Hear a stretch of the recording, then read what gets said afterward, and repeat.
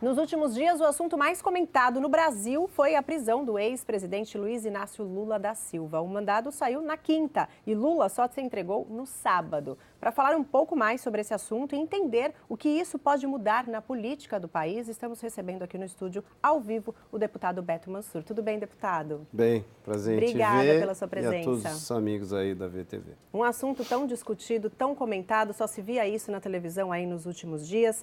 E o senhor achou que essa resistência dessa parte do ex-presidente, qual a sua opinião sobre isso? Que o mandado saiu na quinta-feira e apenas no sábado ele resolveu se entregar.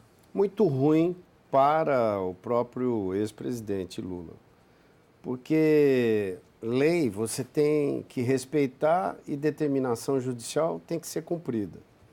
Diria para você que ele extrapolou em tudo isso, deu uma imagem de confronto com o judiciário.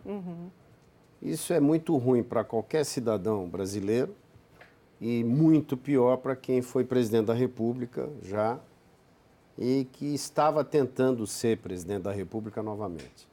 Então, o resultado disso foi muito ruim para o Lula e para o próprio PT, porque foram lá uma série de lideranças de esquerda e etc., dando uma imagem de confronto com a justiça e com a própria lei.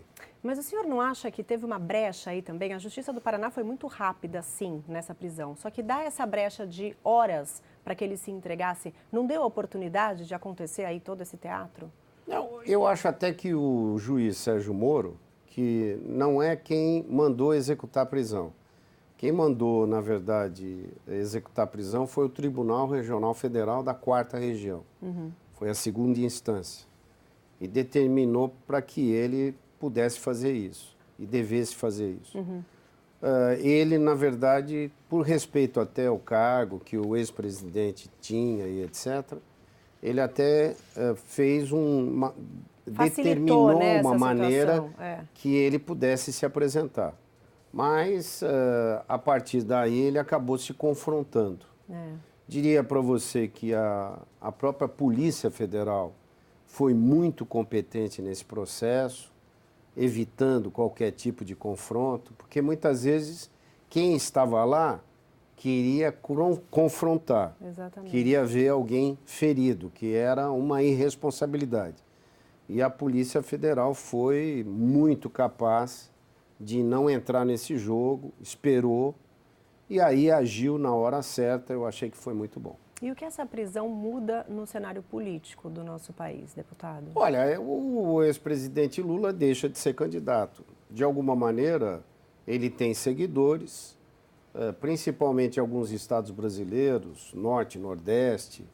Ele tem uma presença muito forte, porque verdadeiramente no passado foi feito muita coisa positiva para a população, porque ninguém tem um respaldo da sociedade se você não fizer alguma coisa. Sim.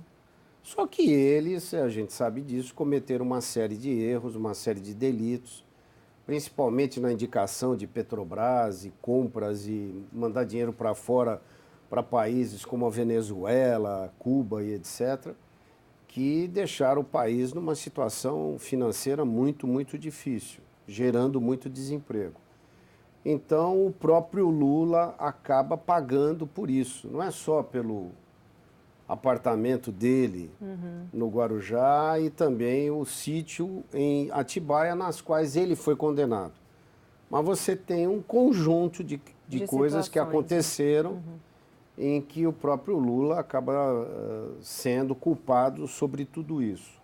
Eu diria para você que ele deixando, lógico que ele tem recursos ainda, é bom que se diga, porque a população muitas vezes pode ter uma decisão de um recurso extraordinário para o Supremo, de um recurso especial para o STJ e, eventualmente, no processo, relaxarem esta prisão dele. Mas hoje, logicamente, ele está preso dentro da lei e a gente espera que ele cumpra com esses 12 anos de prisão. E ele pode ser candidato à presidência enquanto preso?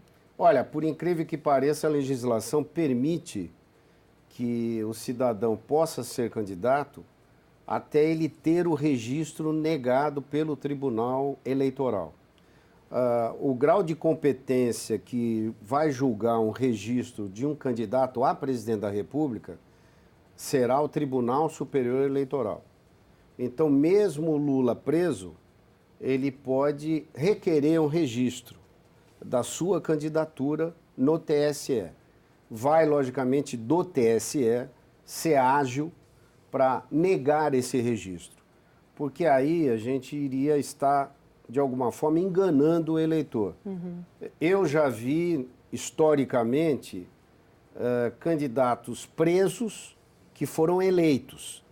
Teve um prefeito... Não só se candidataram, como foram eleitos. Foram né? eleitos. Teve gente que foi eleito preso, se não me engano, no estado de Sergipe, em alguns lugares do Norte e Nordeste, já tivemos esse fato, porque não deu tempo da Justiça Eleitoral julgar recursos. Aí depois, logicamente, foi negado a posse dele. Resumindo a vocês, o Lula está impedido de exercer cargo público, porque ele já foi condenado em segunda instância e a lei do ficha limpa ela é clara, que você sendo condenado em segunda instância, criminalmente, você não pode exercer cargo público.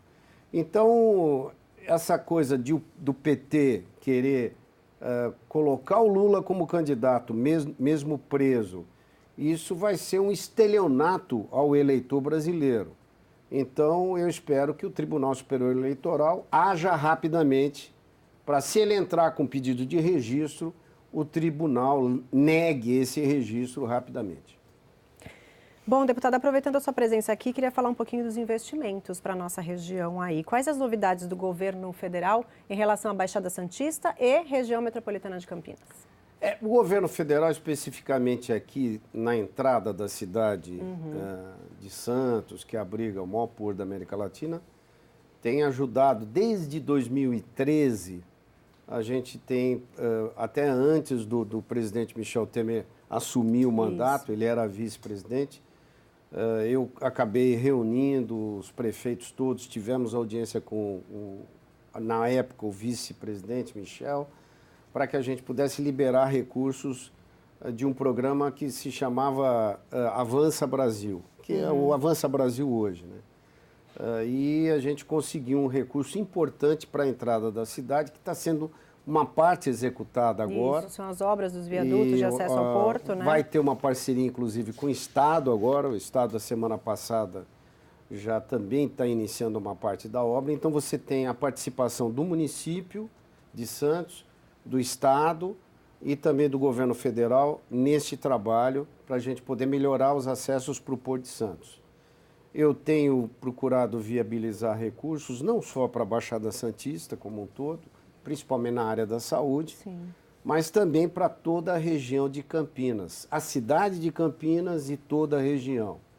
Então é muito importante e eu tenho feito um trabalho específico para a área da saúde, porque os municípios, a maioria deles, estão numa situação muito difícil financeira.